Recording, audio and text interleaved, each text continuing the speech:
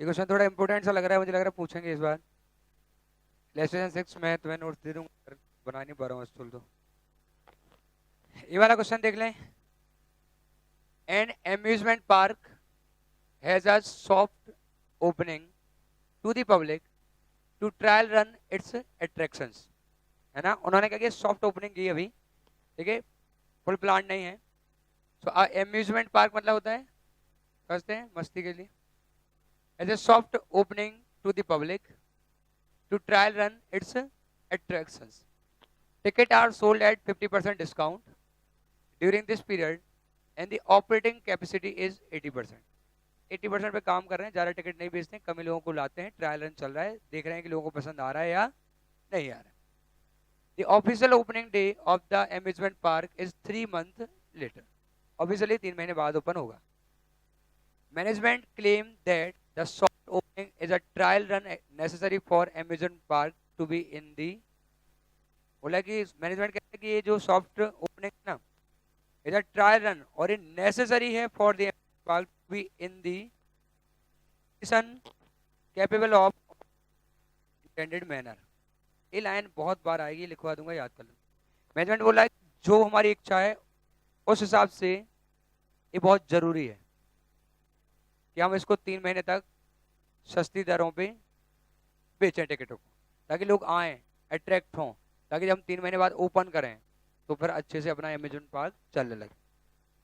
Accordingly the net operating cost incurred should be capitalise. Net operating cost मतलब क्या बोल रहा है कि जो खर्चा हो रहा है, हमारे से टिकट बेच के आ रहा है पैसा, तो अल्टीमेटली जो नेट खर्चा आ रहा है, क्योंकि अभी ढंग से यूज नहीं हो पा रहा है, 80% यूज हो रहा है और टिकट भी सस्ते बेच रहे हैं, तो बोला जो खर्चा हो रहा होगा मैनेजमेंट का और जो टिकट से पैसा आ रहा होगा उसका नेट कर लो, जो नेट एक्सपेंस है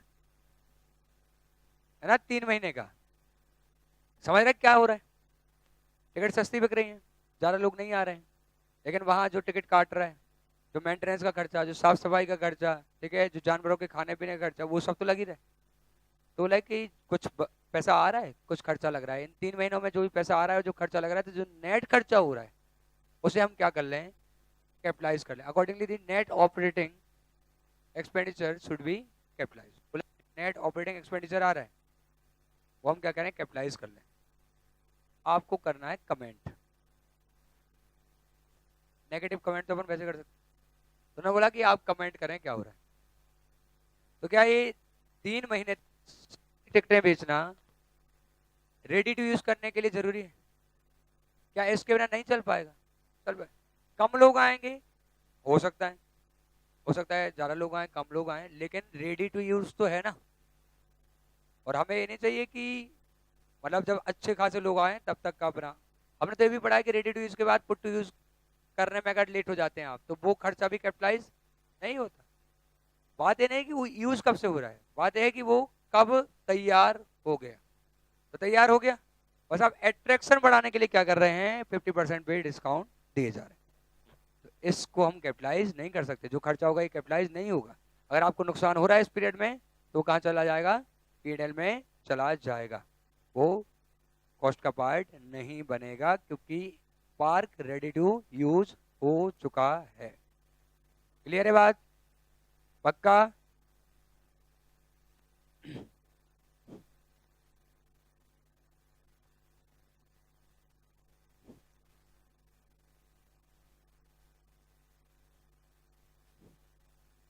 ये देखना,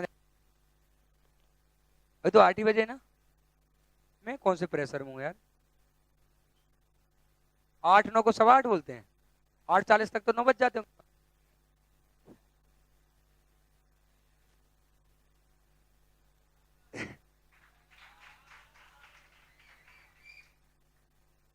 बस मधुबन में बैठे ऐसे लग रहे हैं, देखें, वो कई लोग एग्जाम हॉल में उन्हें पता नहीं चलता, मुझे लग रहा था 1 घंटा बचा है लेकिन घंटी बज गई।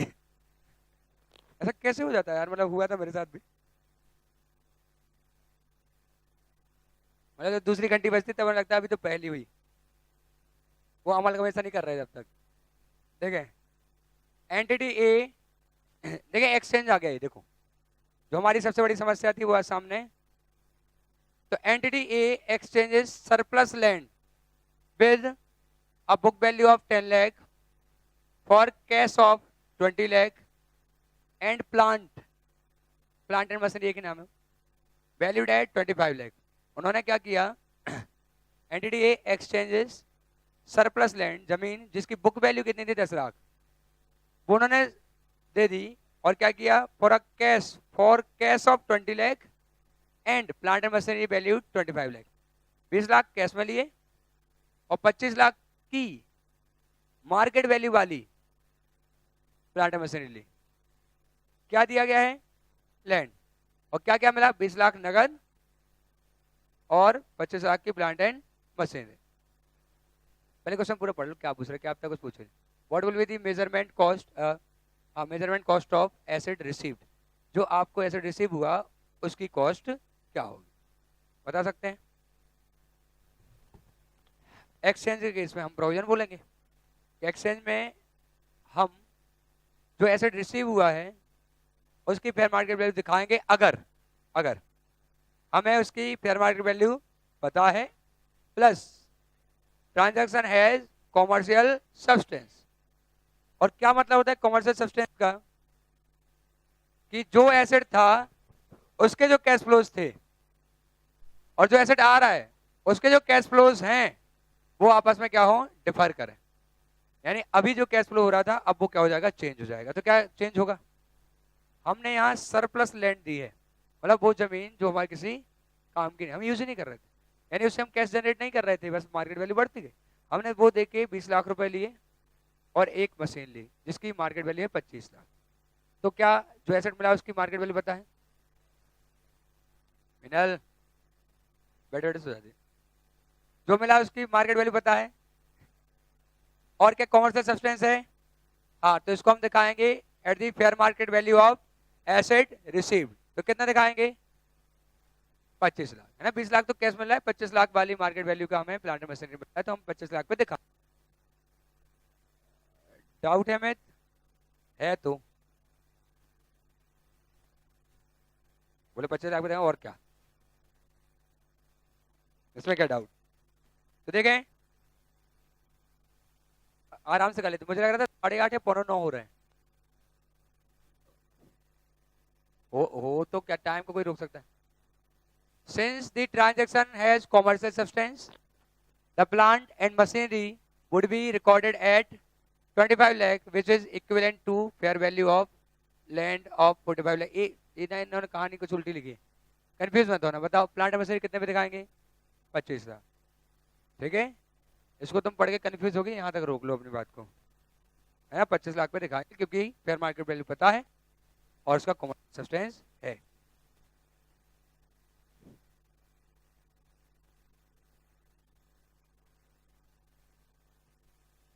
ये क्वेश्चन बहुत ध्यान से समझना, ठीक है, बहुत ध्यान से प्लीज. ये बहुत इंपॉर्टेंट क्वेश्चन है और कंफ्यूजन हो सकती है, इसलिए इसको ध्यान से समझना. Entity A exchanges X with a book value of 13 lakh and a fair market value of 13 lakh 25,000 for cash of 15,000 and car buy which has a fair value of 13 lakh 10,000. पहले तो समझ लो हो क्या रहा है. कार दी और क्या दिया, और कैश दी, आई है.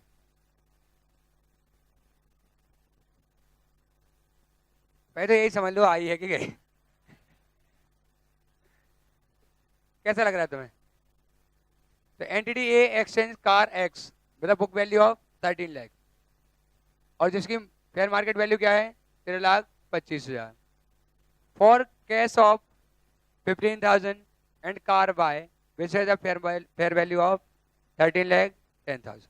मैं यहाँ लिख देता हूँ बोर्ड पे क्योंकि मैं नीचे तक गया जब तक तुम फिर भूल जाओगे कि हुआ क्या था.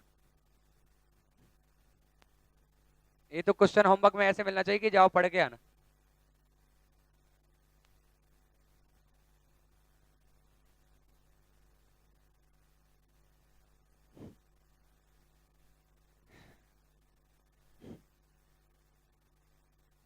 एसेट गिवन, ठीक है, क्या दिया, कार एक्स, एक्स है तो लाइक कार्ड, जिसकी बुक वैल्यू कितनी थी 13 लाख, जिसकी फेयर मार्केट वैल्यू कितनी थी 13,25,000, ये तो दे दिया हमने। और एसेट जो रिसीव्ड है वो क्या है, हाँ कैश कितना 15,000, और कार कौन सी बाय, जिसकी मार्केट वैल्यू क्या बता रहे हैं 13,10,000। ठीक है, चलो एक काम तो हो गया। ट्रांजैक्शन लीक्स कॉमर्शियल सब्सटेंस, वो खुद बता दें तो हमें ज्यादा दिमाग लगाना। उन्होंने बोला इससे कॉमर्शियल सब्सटेंस नहीं है, क्योंकि मैंने कल एग्जांपल भी दिया था तुम्हें कि कार देके कार ले ली और डायरेक्टर कार यूज कर रहा है, तो कोई कैश जनरेट नहीं होगी, यूज की car. The transaction lacks commercial substance as the company's cash flow are not expected to change as a result of exchange. पहले भी डायरेक्टर चला रहा था, अभी वो चला रहा है, ना पहले कैश आता था ना अब कैश आ रहा है। It is in as it was before the transaction, तो अभी उतने ही पैसे आते जितने पहले आ रहे थे। What will be the measurement cost of asset received, जो मिला है उसको कितने रुपए पर दिखाएं। अच्छे से सोच लो एक बार, बढ़िया से समझ लो, है ना, क्योंकि थोड़ा सा हमें इसमें डिस्कस करना पड़ेगा।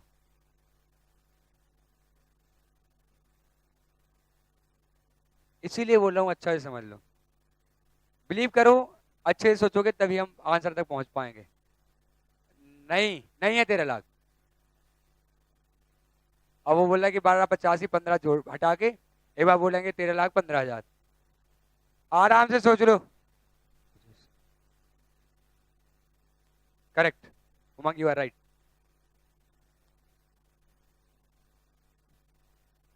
मुझे नहीं सुनना, अरे मुझे सुनना ही नहीं, मैं चाह रहा हूं तुम लोग आराम से सोच लो फिर डिस्कस करते, ठीक है।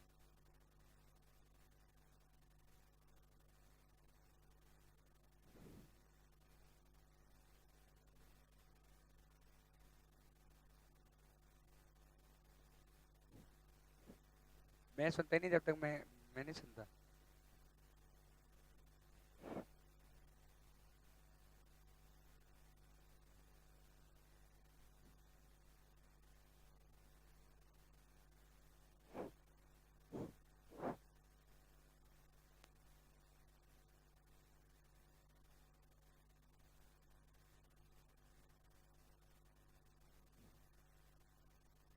ठीक है, डिस्कस करें। कितना आएगा, क्योंकि मैंने 13 लाख का मना कर दिया इसलिए। तो हमने क्या डिस्कस किया था, देखते हैं 12,85 वालों को। हमने क्या डिस्कस किया था कि अगर ट्रांजैक्शन का कॉमर्शियल सब्सटेंस ना हो तो क्या होगा, तो जो एसेट आ रहा है वो दिखाया जाएगा at WDV of asset given. इसका रोल बचा क्या, पहले इसको काटो यार, हटाओ यार, इसका नो यूज।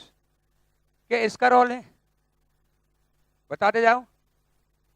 क्या जो एसेट मिल रहा है उसकी मार्केट वैल्यू देखना है, वो कब देखते हैं हम, जब कॉमर्शियल सब्सटेंस हो, तो इसका भी नो यूज।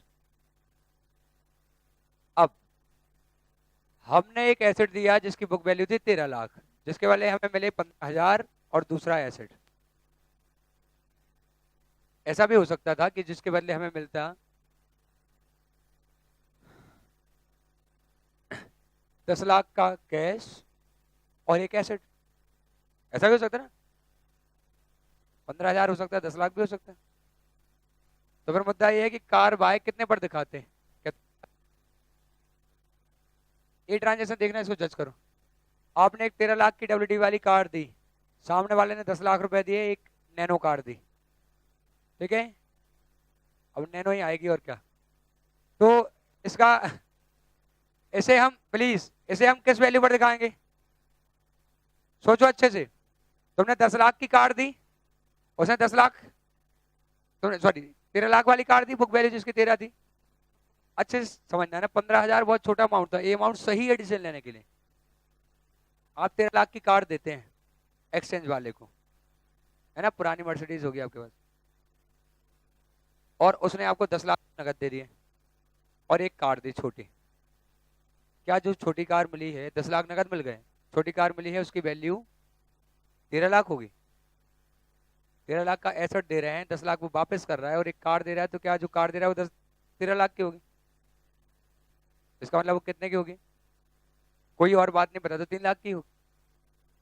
अरे बात समझ में। तो जो लिखा है कि हम उसको बुक वैल्यू पे दिखाएंगे, अकाउंटिंग स्टैंडर्ड है, टैक्स नहीं। यह लॉजिक हमेशा बरकरार रहते ही हैं, और हमेशा ऑप्शन होता है तुम्हारे पास। तो 10 लाख तो गया, कैश मिला 10 लाख, प्लस मिली कार, 13 लाख का सामान पर 10 लाख कैश और एक कार मिली, तो कार की वैल्यू क्या हुई, 3। क्लियर है। अच्छा चलो, ये थोड़ा कम तुम्हें ठीक लगे, तो क्या वो तुम्हें ठीक लग रहा है कि कार बाय को हम 13 लाख पे दिखा दें? वो तो घोर अपराध हो जाएगा। तुम कार दे रहे हो 13 लाख की, 10 लाख वो नगद दे रहा है और कार दे रहा है, तो वो कार 13 में ही दिखती रहेगी, तो मतलब बहुत बड़ी गलती हो जाएगी। तो ऐसा बोल रहे हैं कि यही तो होता है मीनिंग, समझो। आप बोलते हो कि पुराना फोन देके नया फोन ले लो, आप पुराना फोन देते हो, ठीक है, फोन दिया आपने ओल्ड, प्लस आपने कैश दी 5,000, इसके बदले में आप नया फोन मिला जिसकी फेयर मार्केट वैल्यू थी 13,000। मैंने डायरेक्शन चेंज किया है, और तुम्हारा फोन कितने में बिका, कितने में बिका, 8। सीधी सी बात है, सही है ना, कि अगर आप एक फोन देते हैं और कैश देते हैं 5,000, तो आपको 13,000 वाला मोबाइल मिलता है, इसका मतलब आपका फोन कितने में बिका, 8। अब इसको उल्टा कर दो, आप 13,000 वाला फोन देते हैं, ठीक है, जिसके बदले में आपको कैश मिलता है 5,000 और एक और फोन मिलता है, तो बताओ फोन मिला वो कितने का, 8,000। बहुत सीधी सी बात, आ रही समझ में, कि अगर आप क्या करें 13,000 वाला फोन दें, लेकिन यहाँ थोड़ा सा टेक्निकल है, रहने दें। 13,000 वाला आपने एसेट दिया, 5,000 कैश मिल गए, बाकी ये मिला, तो ये कितने का माना जाएगा, 8,000 का माना जाएगा। तो अपने केस में कैश कितना मिला, 15,000। तो जो कार बाय मिली, तो हमें मिला कैश 15,000 प्लस कार बाय, तो कार बाय कितने की होगी, 12,85,000। ये अभी थोड़ा सा हो सकता है ना, मैं इलॉजिकल लग रहा हूँ, तो फिर रीजनिंग पे डिस्कस करना पड़ेगा, फिर अभी तो रहने दो, ठीक है। हाँ,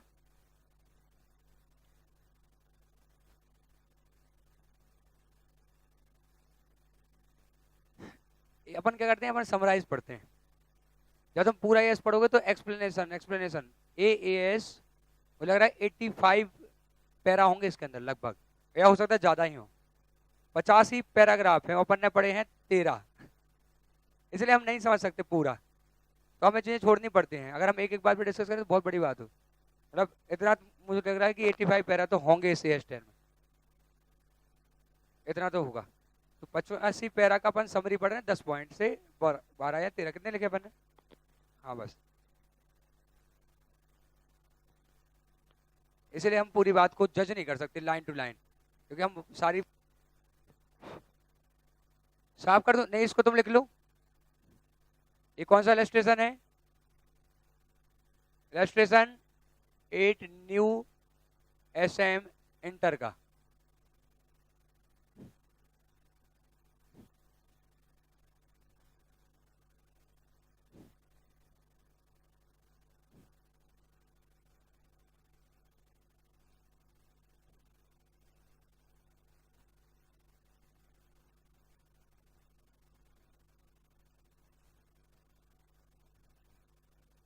वजन